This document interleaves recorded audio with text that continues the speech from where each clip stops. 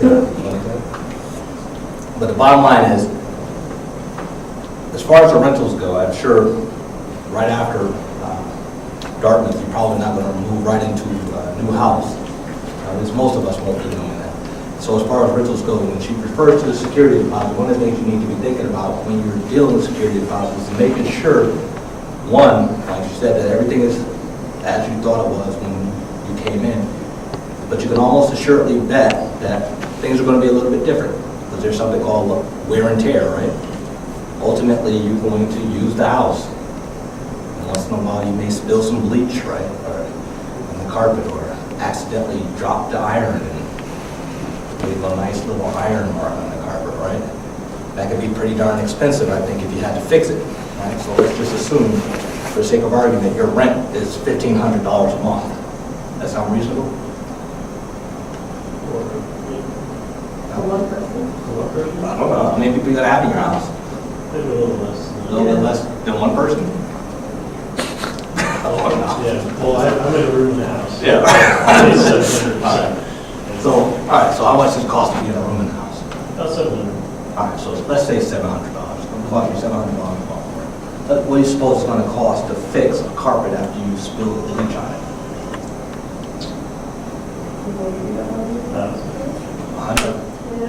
$100? What do you say? How much? Well, I guess it depends on how big the state is. 50,000 if that's. Good point, right? Yeah. But if it's bleached, Yeah. how big do you think that the landlord's going to think the stain is? You mean, Pretty big. yeah. It's going to be gigantic, no matter how big it is, right? It's going to be the size of the carpet, right? So ultimately, they're probably going to replace the entire thing. They're not going to replace that little square, right? Right? So how much you think it would cost? Let's say, I don't know how big your apartment is. How much you think it would cost to replace the carpet in your space? 3,000. About $1,000. So technically, your security deposit, assuming that you only pay the $700 security deposit, because normally your security deposit is 1 month's rent, right? Technically, your security deposit won't cover the cost of that little bleach stain that you're talking about, right? So what do you think will happen in that instance? They might see you. Yeah, right. Probably sue you for that. Which brings up another interesting point when you say that. One of the things you may consider when you're renting is something called renter's insurance, right? Ever thought about that? I mean, things happen, right? Bleach happens, irons fall, silly things happen, right? Doors fall off of cabinets and things like that. Friends break windows, right? And those big parties that you guys have at this age, right? So, what are you gonna say? I was going to say, so I actually have renter's insurance. So what would you say the biggest difference is between that and homeowner's insurance? Or just the room The itself? difference, rental insurance basically protects, usually, at least, your personal items. It's a lot less expensive. Homeowner's insurance is interesting because homeowner's insurance not only protects technically your personal items, but it protects the structure of the building. Not only that, homeowner's insurance also protects you in the event that you get sued after someone slips on your property, or maybe even if you had a car accident and your car insurance doesn't cover the medical bills and all the issues with the individual. Your homeowner's insurance would be next. They would go after your homeowner's insurance. But your renter insurance is very different. It's more about your personal items. And then, let's say for instance, you have one of those wild parties one night, right? Come in sloshed, or whatever the word is for today. I don't know whether it's sloshed when I was a kid. But you come in sloshed, right? And you start cooking what you thought was going to be a great meal, but you fall asleep while you're cooking and the damn house catches on fire. Renter's insurance. Okay. Got it? Damage to the building. All right. That's what your renter's insurance is for. So, like that carpet, technically, depending on your renter's insurance, right? And this is something you can ask whoever your insurance agent is. Does it cover for things like that? But you're right. At $700 a month with a replacement of $1,000 damage, and I assume the carpet probably won't be the only thing if you're spilling bleach all over the place and dropping irons, but they're gonna come after you for the $300 difference. So not only are they not going to give you your deposit back, they want to walk a little money, right? So that's something you need to think about when you're renting a house. And interestingly enough, if you have a car insurance, and I assume you guys probably do at this stage, you can get renter's insurance relatively cheaply. I think I pay like $12 a month for renter's insurance for my office or something to that effect. So it's not very expensive, but it can offer you an awful lot of protection in the event that you have a problem. Right? Sounds good? Just checking. Just checking. All right.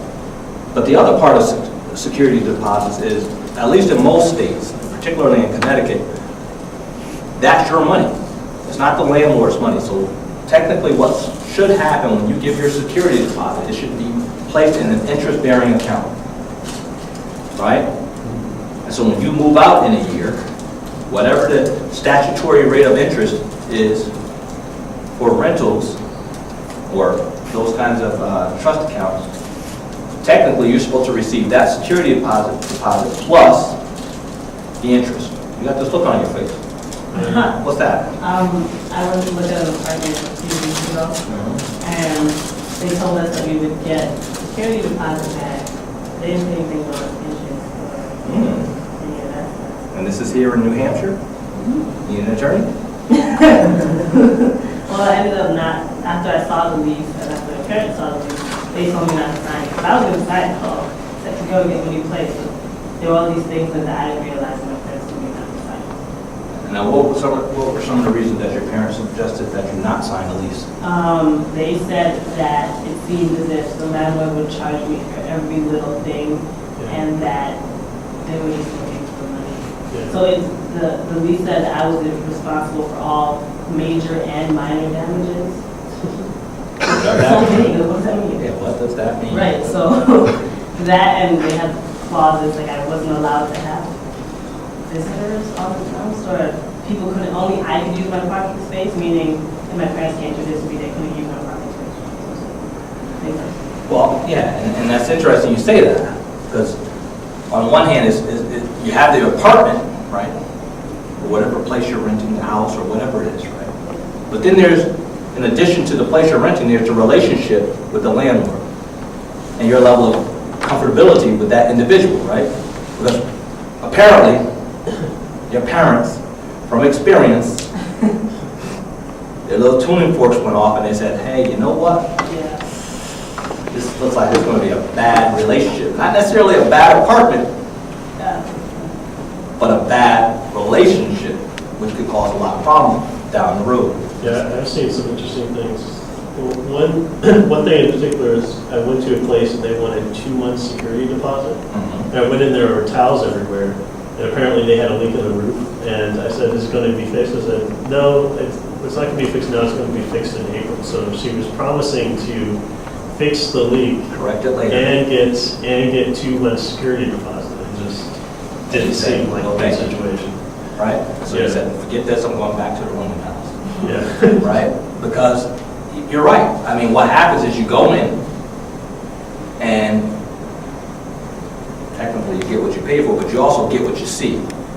And you see that already. And she's promising you something in the future. She's not discounting your rent until that situation is corrected or anything like that. It was a little discount. It was discounted. I got a bigger. It would be. But I mean, discounted for, she discounted it for the period of time that you would have the towels on the floor, or she discounted it for the entire terminal lease?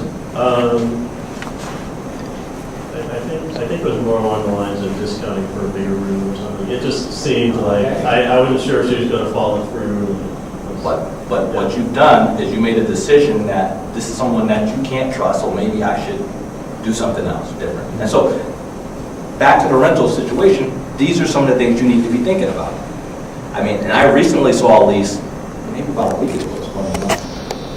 I've never seen one like this. It had itemized every little thing that could possibly go wrong. They itemized and they put the cost for what it was. A door handle, they had $5. This, they had, they literally itemized every, so they knew there was full disclosure, right up front. If you tinkle and you leave it on the seat, they're gonna, it costs $5, clean that out. They're not gonna clean up your tinkle. So They had everything itemized. And I thought, wow. For sure. I mean, either this person is really anal, or they got a